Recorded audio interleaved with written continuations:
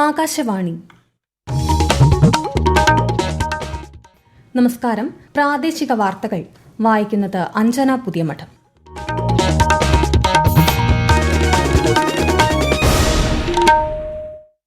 പ്രധാന വാർത്തകൾ. രാഷ്ട്രമെന്ന നിലയിൽ ഇന്ത്യ വളരെയധികം മുന്നേറിയതായും 2047 വികസിത രാജ്യമെന്ന ലക്ഷ്യം കൈവരിക്കാൻ സാധിക്കുമെന്നും ഉപരാഷ്ട്രപതി ജഗ്ദീപ് ധൻകർ ലക്ഷദ്വീപിൽ വിവിധ വികസന പദ്ധതികൾക്ക് ഉപരാഷ്ട്രപതി തുടക്കം കുറിച്ചു. കേരള നിയമസഭയുടെ ബജറ്റ് സമ്മേളനത്തിന് ഗവർണറുടെ നയപ്രഖ്യാപനത്തോടെ തുടക്കമായി. ക്ഷേമ പദ്ധതിയുടെ ആനുകൂല്യങ്ങൾ ജനങ്ങളുടെ അവകാശമാണെന്ന് വ്യക്തമാക്കി നയപ്രഖ്യാപന പ്രസംഗം. സംസ്ഥാനം നേരിടുന്ന ധനപ്രതിസന്ധിയും ജനകീയ പ്രശ്നങ്ങളും പരിഹരിക്കാനുള്ള നടപടികൾ നയപ്രഖ്യാപനത്തിൽ ഇല്ലെന്ന് പ്രതിപക്ഷം. ഷാരോൺ വധക്കേസിൽ ശിക്ഷാവിധി നാളെ. ഒന്നാം പ്രതി ഗ്രീഷ്മയുൾപ്പെടെ 2 പ്രതികൾ കുറ്റക്കാരെന്ന് കോടതി. ഡൽഹി നിയമസഭാ തെരഞ്ഞെടുപ്പിൽ നാമനിർദ്ദേശ പത്രിക സമർപ്പിക്കാനുള്ള സമയപരിധി ഇന്ന് അവസാനിച്ചു. പ്രകടന പത്രിക പുറത്തിറക്കി BJP. ഐ ലീഗ് ഫുട്ബോളിൽ ഇന്ന് ഗോകുലം കേരള നാംധാരി FCയെ നേരിടും. വാർത്തകൾ വിശദമായി. ഇന്ത്യ രാഷ്ട്രമെന്ന നിലയിൽ വളരെയധികം മുന്നേറിയതായും 2047 വികസിത രാജ്യമെന്ന ലക്ഷ്യം കൈവരിക്കാൻ സാധിക്കുമെന്നും ഉപരാഷ്ട്രപതി ജഗ്ദീപ് ധൻകർ ലക്ഷദ്വീപ് സന്ദർശനത്തിന്റെ ഭാഗമായി അഗത്തിയിൽ വിവിധ വികസന പദ്ധതികൾക്ക് തുടക്കം കുറിക്കുകയായിരുന്നു അദ്ദേഹം. പ്രധാനമന്ത്രി നരേന്ദ്രമോദിയുടെ നയങ്ങൾ രാജ്യത്തിന്റെ മുന്നേറ്റത്തിൽ വലിയ പങ്ക് വഹിച്ചതായും അദ്ദേഹം പറഞ്ഞു. ദ്വീപിന്റെ പ്രകൃതി ഭംഗിയെ പ്രശംസിച്ച ഉപരാഷ്ട്രപതി G20 സംഘടിപ്പിച്ചതിലൂടെ ലോക വിനോദസഞ്ചാര ഭൂപടത്തിൽ ലക്ഷദ്വീപ് ഇടം നേടിയതായും അഭിപ്രായപ്പെട്ടു. Lakshadweep, the size may be small, but the heart is very, very large. G20, India set very high benchmark and Lakshadweep was put on global map. We must all pledge to keep our nation always first. Lakshadweep is more than a group of islands. It defines our culture, unity in diversity, and what we mean by good environment. Har നൽ say Jal പദ്ധതിയുടെ ഭാഗമായി ഛേത്ല ദ്വീപിൽ സ്ഥാപിതമായ NIOTയുടെ LTDD plant, Viksit Bharat Viksit Lakshadweep പദ്ധതിയുടെ ഭാഗമായി കൽപ്പേനി ദ്വീപിൽ നിർമ്മിച്ച ആധുനിക സജ്ജീകരണങ്ങളോടുകൂടിയ അംഗൻവാടി എന്നിവ ഉപരാഷ്ട്രപതി ഉദ്ഘാടനം ചെയ്തു. വിദ്യാർത്ഥികൾക്കായുള്ള ലാപ്ടോപ്പുകൾക്കും സൈക്കിളുകൾക്കും പുറമെ കേന്ദ്ര പദ്ധതി ഗുണഭോക്താക്കൾക്കായുള്ള കാർഡുകളും അദ്ദേഹം കൈമാറി. 3 ദിവസത്തെ ഔദ്യോഗിക സന്ദർശനത്തിനായി ലക്ഷദ്വീപിലെത്തിയ ഉപരാഷ്ട്രപതിയെയും പത്നി സുധേഷ് ധൻകറിനെയും ലക്ഷദ്വീപ് അഡ്മിനിസ്ട്രേറ്റർ പ്രഫുൽ പട്ടേലും മറ്റ് പ്രമുഖരും ചേർന്നാണ് സ്വീകരിച്ചത്. കേരള നിയമസഭയുടെ ബജറ്റ് സമ്മേളനത്തിന് ഗവർണർ രാജേന്ദ്ര വിശ്വനാഥ് ആർലേക്കറുടെ നയപ്രഖ്യാപന പ്രസംഗത്തോടെ തുടക്കമായി. മേപ്പാടി ഉരുൾപൊട്ടൽ ദുരന്തബാധിതരുടെ പുനരധിവാസം 1 വർഷത്തിനുള്ളിൽ പൂർത്തിയാക്കുമെന്ന് ഗവർണർ അറിയിച്ചു. സമൂഹത്തിലെ ദുർബല വിഭാഗങ്ങൾക്ക് വളർച്ചയുടെ ഫലങ്ങൾ ഉറപ്പുവരുത്തുന്നതിൽ സംസ്ഥാന സർക്കാരിനുള്ള പ്രതിബദ്ധത വ്യക്തമാക്കുന്നതായിരുന്നു നയപ്രഖ്യാപന പ്രസംഗം. ക്ഷേമ പദ്ധതിയുടെ ആനുകൂല്യങ്ങൾ ജനങ്ങളുടെ അവകാശമാണെന്നും അധികാരികളുടെ ഔദാര്യമല്ലെന്നും ഗവർണർ പറഞ്ഞു.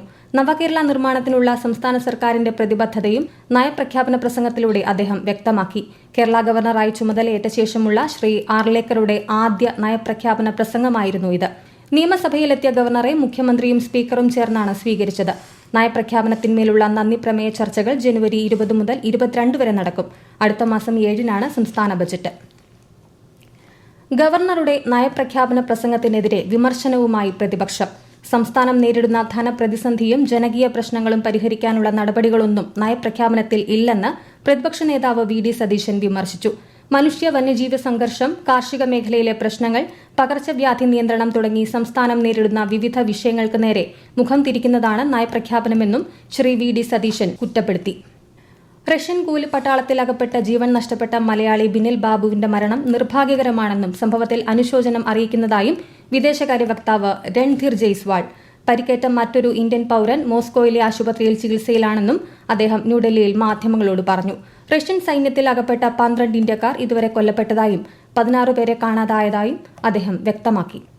പാറശാല ഷാരോൺ വധക്കേസിൽ 1-ാം പ്രതി ഗ്രീഷ്മയും 3-ാം പ്രതിയായ അമ്മാവൻ നിർമ്മലകുമാറും കുറ്റക്കാരെന്ന് കോടതി. 2-ാം പ്രതിയായിരുന്ന ഗ്രീഷ്മയുടെ അമ്മ സിന്ധുവിനെ തെളിവുകളുടെ അഭാവത്തിൽ കോടതി വെറുതെ വിട്ടു. കൊലപാതകം, തെളിവ് നശിപ്പിക്കൽ തുടങ്ങിയ കുറ്റങ്ങൾ പ്രതികൾക്കെതിരെ തെളിഞ്ഞിട്ടുണ്ട്. ശിക്ഷാവിധി നെയ്യാറ്റിൻകര സെഷൻസ് കോടതി നാളെ പ്രഖ്യാപിക്കും. ഷാരോണിനെ കാമുകിയായിരുന്ന ഗ്രീഷ്മ കഷായത്തിൽ കളനാശിനി കലർത്തി കൊലപ്പെടുത്തിയെന്നാണ് കേസ്. 2022 ഒക്ടോബറിലാണ് കേസിനാസ്പദമായ സംഭവം ഉണ്ടായത്. ജാമ്യത്തിലായിരുന്ന ഗ്രീഷ്മയെ കുറ്റം തെളിഞ്ഞതോടെ അട്ടക്കുളങ്ങര വനിതാ ജയിലിലേക്ക് മാറ്റി. ഡൽഹി നിയമസഭാ തെരഞ്ഞെടുപ്പിലേക്ക് നാമനിർദ്ദേശ പത്രിക സമർപ്പിക്കാനുള്ള സമയപരിധി ഇന്ന് അവസാനിച്ചു. തിങ്കളാഴ്ച വരെയാണ് പത്രികകൾ പിൻവലിക്കാനാകുക. തെരഞ്ഞെടുപ്പിനായുള്ള പ്രകടന പത്രിക BJP ഇന്ന് പുറത്തിറക്കി. ഡൽഹിയിലെ സ്ത്രീകൾക്ക് പ്രതിമാസം 2,500 രൂപ, ആയുഷ്മാൻ ഭാരതിന് കീഴിൽ 5 ലക്ഷം രൂപയുടെ അധിക ആരോഗ്യ പരിരക്ഷ തുടങ്ങി നിരവധി വാഗ്ദാനങ്ങൾ പാർട്ടി ദേശീയ അധ്യക്ഷൻ JP നഡ്ഡ പുറത്തിറക്കിയ പത്രികയിൽ പറയുന്നു. ഡൽഹിയിലെ 70 നിയമസഭാ മണ്ഡലങ്ങളിലേക്കുള്ള വോട്ടെടുപ്പ് അടുത്ത മാസം 5-ന് നടക്കും. വോട്ടെണ്ണൽ ഫെബ്രുവരി 8-നാണ്. ഈ വാർത്തകൾ ആകാശവാണിയിൽ നിന്ന്. ആകാശവാണി വാർത്തകളും വാർത്താധിഷ്ഠിത പരിപാടികളും all India radio news Thiruvananthapuram YouTube ചാനലിലും all India radio news Thiruvananthapuram Facebook പേജിലും AR News_ തിരുവനന്തപുരം ഇൻസ്റ്റഗ്രാം അക്കൌണ്ടിലും AR News_TVM X ഹാൻഡിലും ലഭ്യമാണ്. എറണാകുളം KSRTC ബസ് സ്റ്റാൻഡ് ആധുനീകരിക്കുന്നതിന്റെ ഭാഗമായി നിലവിലുള്ള കെട്ടിടം പൊളിക്കുന്നതിനുള്ള ഉത്തരവ് അടുത്തയാഴ്ച പുറപ്പെടുവിക്കും. കാരിക്കാമുറിയിലെ ഭൂമിയിൽ 2.9 ഏക്കറാണ് പുതിയ ടെർമിനലിന്റെ നിർമ്മാണത്തിനായി നൽകുക. KSRTC ബസ്സുകൾക്കും സ്വകാര്യ ബസ്സുകൾക്കും കയറാൻ കഴിയുന്ന വിധത്തിലാണ് പുതിയ ടെർമിനൽ. മന്ത്രിമാരായ P രാജീവിന്റെയും ഗണേഷ് കുമാറിന്റെയും സാന്നിധ്യത്തിൽ ചേർന്ന ഉന്നതതല യോഗത്തിന്റേതാണ് തീരുമാനം. അടുത്ത കേരള സ്കൂൾ കായികമേളയിൽ കളരിപ്പയറ്റ് മത്സര ഇനമാക്കുമെന്ന് മന്ത്രി വി ശിവൻകുട്ടി. ഇതിനുവേണ്ടി ഗെയിംസ് മാനുവൽ പരിഷ്കരിക്കാൻ തത്വത്തിൽ തീരുമാനമായിട്ടുണ്ട്. ഉത്തരാഖണ്ഡിൽ ഈ മാസം 28-ന് ആരംഭിക്കുന്ന ദേശീയ ഗെയിംസിൽ കളരിപ്പയറ്റ് മത്സര ഇനമാക്കാത്ത ഇന്ത്യൻ ഒളിമ്പിക് അസോസിയേഷന്റെ നടപടി പ്രതിഷേധാർഹമാണെന്നും അദ്ദേഹം പറഞ്ഞു. കൊല്ലം അമൃത വിശ്വവിദ്യാപീഠം അമൃതപുരി ക്യാമ്പസിൽ നടക്കുന്ന അന്താരാഷ്ട്ര ജെൻഡർ ആൻഡ് ടെക്നോളജി സമ്മേളനത്തിൽ കേന്ദ്ര സഹമന്ത്രി രാജ്ഭൂഷൺ ചൌധരി പങ്കെടുത്തു. UNESCO chair for gender equality and women's എംപവർമെന്റിന്റെ സഹകരണത്തോടെ നടത്തുന്ന പരിപാടിയിൽ വിവിധ സെഷനുകളിലായി 50ഓളം വിദഗ്ധർ പങ്കെടുക്കും. ശബരിമലയിൽ മകരവിളക്ക് മഹോത്സവത്തിന്റെ ഭാഗമായുള്ള ദർശനം മറ്റന്നാൾ രാത്രി അവസാനിക്കും. ഞായറാഴ്ച വൈകുന്നേരം 6 മണിവരെ പമ്പയിൽ നിന്ന് ഭക്തരെ സന്നിധാനത്തേക്ക് കടത്തിവിടും. ശരംകുത്തിയിലേക്കുള്ള എഴുന്നള്ളത്ത് 19-ന് രാത്രിയാണ്. തിങ്കളാഴ്ച പന്തളം രാജപ്രതിനിധിയുടെ ദർശനത്തിന് ശേഷം മകരവിളക്ക് മഹോത്സവത്തിന് സമാപനം കുറിച്ച് ക്ഷേത്രനട അടയ്ക്കും. താമരശ്ശേരി ചുരം റോഡിലെ 3 ഹെയർപിൻ വളവുകൾ കൂടി വീതി കൂട്ടി നിവർത്തുന്നതിന് ഭരണാനുമതി. കോഴിക്കോട് വയനാട് പാതയിൽ തിരക്കേറുന്ന സമയങ്ങളിൽ മണിക്കൂറുകൾ നീളുന്ന ഗതാഗതക്കുരുക്കിന് ഇതോടെ പരിഹാരമാകുമെന്നാണ് വിലയിരുത്തൽ. കൂടുതൽ വിവരങ്ങളുമായി ആകാശവാണി കോഴിക്കോട് ജില്ലാ പ്രതിനിധി നസീർ ബാബു.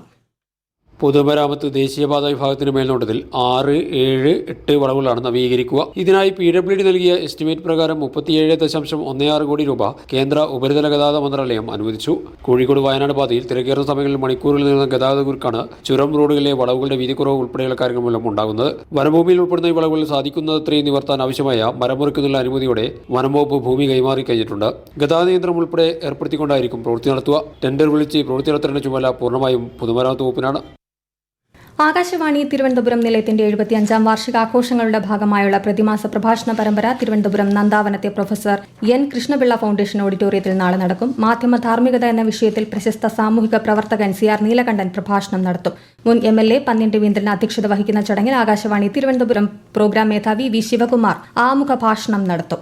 കലൂർ സ്റ്റേഡിയം അപകടത്തിൽ ഗുരുതരമായി പരിക്കേറ്റ് ചികിത്സയിൽ കഴിയുന്ന ഉമ്മ തോമസ് MLAയെ മുഖ്യമന്ത്രി പിണറായി വിജയൻ സന്ദർശിച്ചു. ഡോക്ടർമാരുടെ നിർദ്ദേശങ്ങൾ കൃത്യമായി പാലിച്ചുകൊണ്ട് പൂർണ്ണ ആരോഗ്യം വീണ്ടെടുക്കണമെന്ന് മുഖ്യമന്ത്രി MLAയോട് പറഞ്ഞു.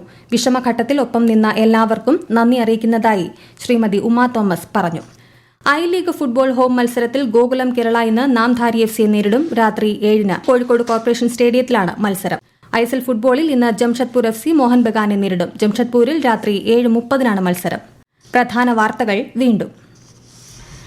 രാഷ്ട്രമെന്ന നിലയിൽ ഇന്ത്യ വളരെയധികം മുന്നേറിയതായും 2047ഓടെ വികസിത രാജ്യമെന്ന ലക്ഷ്യം കൈവരിക്കാൻ സാധിക്കുമെന്നും ഉപരാഷ്ട്രപതി ജഗ്ദീപ് ധൻകർ. ലക്ഷദ്വീപിൽ വിവിധ വികസന പദ്ധതികൾക്ക് ഉപരാഷ്ട്രപതി തുടക്കം കുറിച്ചു. കേരള നിയമസഭയുടെ ബജറ്റ് സമ്മേളനത്തിന് ഗവർണറുടെ നയപ്രഖ്യാപനത്തോടെ തുടക്കമായി. ക്ഷേമ പദ്ധതിയുടെ ആനുകൂല്യങ്ങൾ ജനങ്ങളുടെ അവകാശമാണെന്ന് വ്യക്തമാക്കി നയപ്രഖ്യാപന പ്രസംഗം.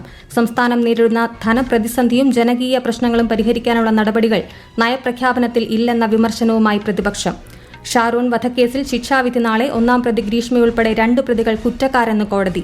ഡൽഹി നിയമസഭാ തെരഞ്ഞെടുപ്പിൽ നാമനിർദ്ദേശ പത്രിക സമർപ്പിക്കാനുള്ള സമയപരിധി ഇന്ന് അവസാനിച്ചു. പ്രകടന പത്രിക പുറത്തിറക്കി BJP. I-ലീഗ് ഫുട്ബോളിൽ ഇന്ന് ഗോകുലം കേരള നാംധാരി FCയെ നേരിടും. പ്രാദേശിക വാർത്തകൾ കഴിഞ്ഞു. അടുത്ത വാർത്താ പ്രക്ഷേപണം 7:25-ന്.